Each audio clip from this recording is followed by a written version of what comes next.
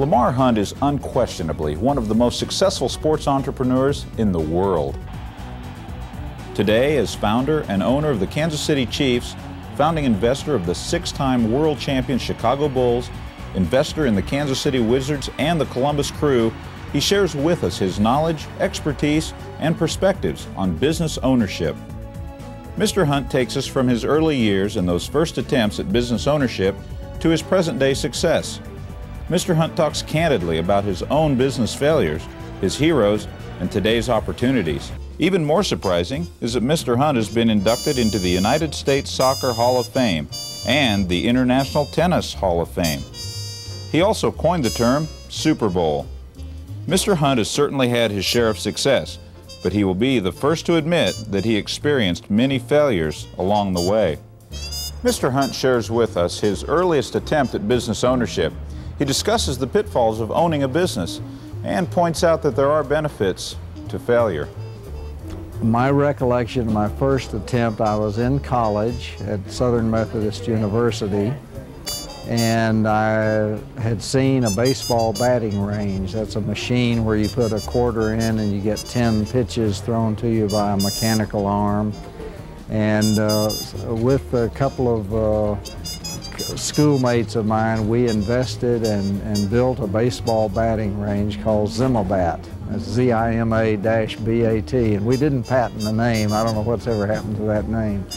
But that business did reasonably well for a while. We tried to expand it into some other things that, such as miniature golf and a watermelon stand, and those things were happening in my junior or senior year in college, and ultimately we didn't manage it very well, and it ultimately went out of business. When asked about the key ingredients and common denominators for business success, Mr. Hunt had this to say.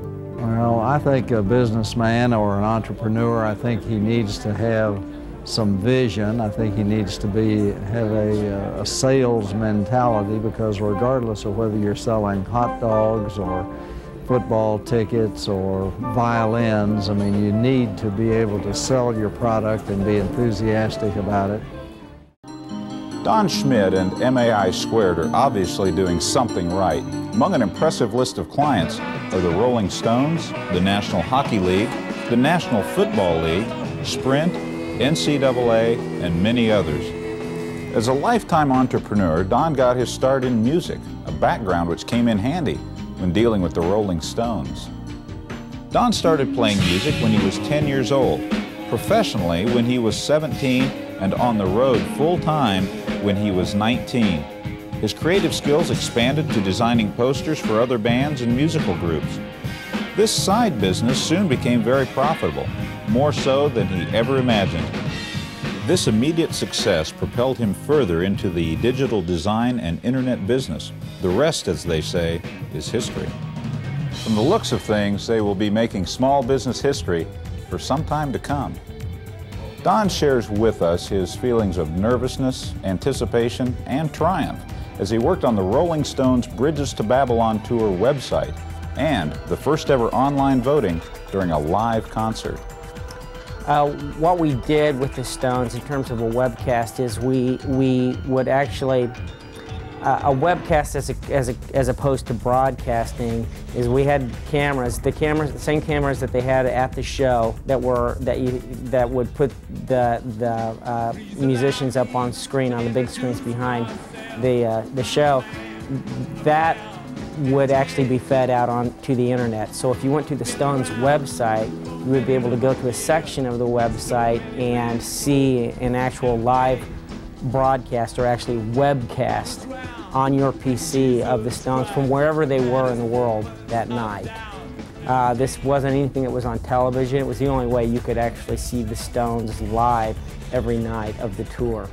Beginning of the day was 4:30, 5 o'clock in the morning.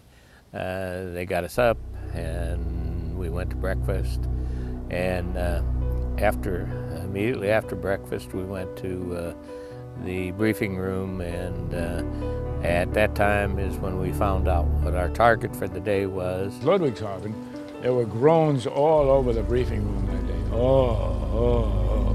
Nobody was happy about going to Ludwigshafen. we all were a little shook up because they told us how many 88s could bear on us and how many gun stations they had and how many aircraft were in the vicinity that could attack us, and we knew that it was going to be a long, hard day. We could have anticipated some real nasty flak that day. Nobody was expecting too much from fighter cover anymore because the Luftwaffe fighters were pretty well beaten out for a while. But flak batteries were very strong and very powerful. It was one of those missions that the 446 had been to Ludwigshafen many times before and after that one single day. There's really nothing special about that one day that we went on, because the history shows that the 446 itself had bombed Ludwigshafen several times, and that would mean IG Farben, and I'm sure many of the other groups went through IG Farben many times before and after. When they pulled the airplane out and leveled it off, the fire went out, and then Schaefer kept asking for a heading. They kept asking Phillips for a heading.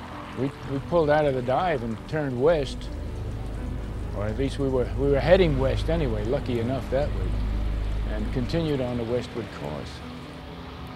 We kept getting lower and lower. We kept losing more altitude, and they were trying to get another engine started. And we had 2 engines going, and just as the second engine kicked over proper, the second flak came up at us from Saarbrücken. And we were 3,000 feet, we were point-blank range. So there was no challenge to the gunners anymore. Some of the flak started to burst near us, and Schaefer said, well, don't ride it in, let's bail out.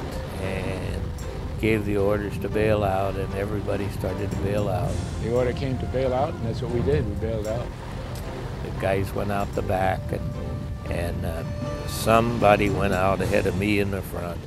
And I think Maxwell went right down with the Phillips in the lower section of the airplane. How am I going to get out of this thing alive? That's all. And I'm not even sure I was thinking of that. I just making sure that I pulled my ripcord at the right time. And so we're watching him float to the bank. In just a couple of minutes, another little group, probably 5, come in. And I told him, shoot when you're ready. Shoot the one in the front, because I'm gonna get the one in the back. And when he shot, he missed. The one I was about to shoot climbed, and I shot his feet. So he's crippling up. And before I could get back on him, Al swung on him and killed him, and he dropped right there in the decoys. And I could see a band from here. And I just couldn't believe it. I said, Al, that bird's banded. And he wears glasses, and he's squinting and looking. And I said, you ain't gotta look, he's banded, I can see it from here. First thought I had, you know I hit that bird, right? I said, I know you killed him, but I hit him. I shot his feet. Actually, there's a piece of steel shut right there where I shot his feet. By then, number 10 had floated to the bank, so I walked up and picked up the banded one. Walked over and picked up number 10, and B-dog, if it wasn't banded. One on the left leg, one on the right leg. I don't know if you'd ever see that happen again. 2 in a row. Mine, the one I claim, was banded in just north of Yellowknife, Northern Territory in Canada. Which, that's about 50 miles from Santa Claus's house. And it was banned on August 10th, 99. Al got his certificate back, and it was banned on August 12th of 99, 2 days apart, about 900 miles south in Saskatchewan. So I put the old protractor on the map, and best I can figure, they flew about 2,300 miles to get shot in the head right here in Texas.